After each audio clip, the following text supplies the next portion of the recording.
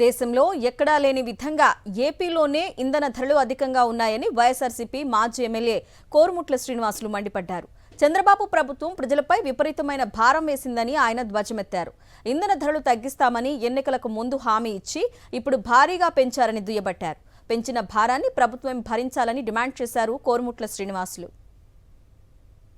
ఈరోజు పక్కనున్న రాష్ట్రాలు పొరుగు రాష్ట్రం తెలంగాణలో అదేవిధంగా కేరళలో పోల్చుకుంటే ₹3 డిఫరెన్స్. మనకు ఆంధ్రప్రదేశ్కు కేరళ కావచ్చు, అదేవిధంగా తెలంగాణ కావచ్చు, అదేవిధంగా తమిళనాడుకు దాదాపు ₹10 వ్యత్యాసం ఉంది. ఆంధ్రప్రదేశ్ పెట్రోల్ డీజిల్ ధరలకు, అదేవిధంగా తమిళనాడుకు. అదేవిధంగా కర్ణాటక తీసుకుంటే దాదాపు ₹7 పైన వ్యత్యాసం ఉంది.